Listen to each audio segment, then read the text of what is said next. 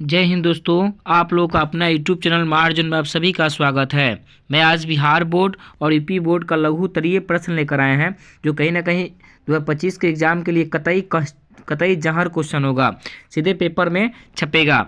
आप लोग पूरे वीडियो में शिद्दत के साथ बने रहे। मात्र इसमें 5 ही क्वेश्चन की चर्चा की जाएगी, ठीक है। ये वीडियो पार्ट 1 होगा, ठीक है। पहला क्वेश्चन है, शहरों ने किस नई समस्याओं का जन्म दिया? तो इसका आंसर होगा, उत्तर होगा, बिहार बोर्ड में उत्तर लिख कर डैश देंगे और लिखेंगे, शहरों में श्रमिक की संख्या धीरे धीरे बढ़ते हुए अत्यधिक हो गई। शहरों में जनसंख्या इस प्रकार बढ़ने से शहरों में अनेकानेक की समस्या जन्म हुआ। एक तो बेरोजगारी में वृद्धि होने लगी, दूसरे में आवास की समस्या थी, शौचालय या स्नान घरों की तो कमी थी ही, कहीं कहीं तो पेयजल की भी समस्या भी थी। देखा जाए तो जब गांव के लोग शहर में जाना शुरू किए, तो गांव के लोग शहर में जाना शुरू कैसे किए? तो कहीं ना कहीं गांव की जो लघु कुटीर उद्योग था, ये सब पतन हो गया। किसकी वजह से? औद्योगिक क्रांति की वजह से। तो लोगों ने शहरों में जाना शुरू किया, तो शहर में जैसे गए तो वहाँ पे भीड़ होने लगा। अब भीड़ होने के उपरांत वहाँ पे रहने की समस्या होने लगी, खाना की समस्या होने लगी, शौच की समस्या होने लगी, स्नान घरों की समस्या होने लगी, कई प्रकार की समस्याएं थी। इस प्रकार शहरों ने एक नई समस्याओं का जन्म दिया, ये बात याद रखेंगे। क्वेश्चन दूसरा है, आर्थिक नियोजन क्या है? तो इसका उत्तर होगा, आर्थिक नियोजन का अर्थ है समयबद्ध कार्यक्रमों के अंतर्गत पूर्व निर्धारित सामाजिक एवं आर्थिक उद्देश्य की प्राप्ति के लिए अर्थव्यवस्था में उपलब्ध संसाधनों का नियोजन करना होता है, उसे ही आर्थिक नियोजन कहा जाता है। एंड देखा जाए तो आर्थिक नियोजन के लिए कुछ प्राकृतिक संसाधन होते हैं, और उस संसाधन से आप उस समाज की स्थिति को बदल सकते हैं। उस संसाधन के बदौलत तो आपका आर्थिक नियोजन का रूप ले लेगा, ठीक है। ये बात याद रखेंगे। क्वेश्चन नंबर 3 जानेंगे, स्वयं सहायता समूह से आप क्या समझते हैं? तो इसका उत्तर होगा, स्वयं सहायता समूह में 15 से 20 व्यक्तियों का एक समूह है, जो बैंकों से लघु ऋण लेकर पारिवारिक जरूरतों को पूरा करते हैं एवं गांवों के विकास में अपना योगदान देते हैं। वही प्रक्रिया स्वयं सहायता समूह कहलाता है। देखा जाए तो स्वयं सहायता समूह अपने आप से आपने के लिए सहायता करने के लिए जो समूह बनाया जाता है, उसे स्वयं सहायता समूह कहा जाता है, जिसमें 15 से 20 महिला होती है और बैंक से एक छोटा ऋण ले लेती है।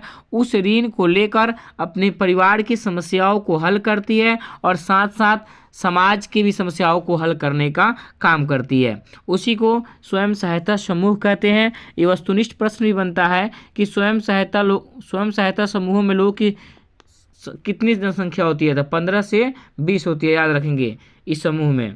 क्वेश्चन नंबर 4 है, साइमन कमीशन पर संक्षिप्त टिप्पणी लिखे। कतई जहर क्वेश्चन होगा, चैप्टर 4 का क्वेश्चन होगा, इतिहास का। साइमन कमीशन 1919 के एक्ट को पारित करते समय से पूर्व ही नवंबर 1927 में ब्रिटिश सरकार ने इंडियन स्टैट्यूटरी कमीशन का गठन किया, जिसे आमतौर पर साइमन कमीशन कहा जाता है।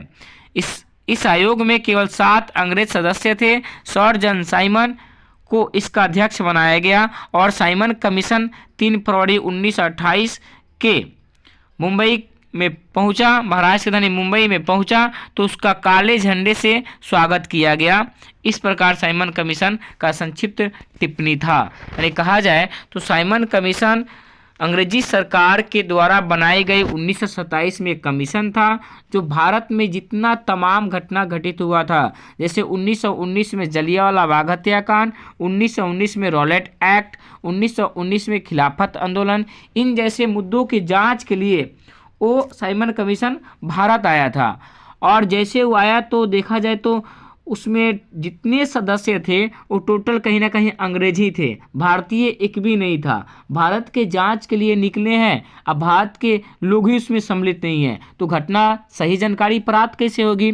इस प्रकार लोगों ने इनका खुलकर विरोध किया, काले झंडे से स्वागत किए, जिसमें लाला लाजपत राय ने नारा भी दिया, Simon commission go back, Simon commission वापस जाओ। और उसी घटना में लाला लाजपत राय की मृत्यु भी हो गई थी एक लाठी की मार में, याद रखेंगे।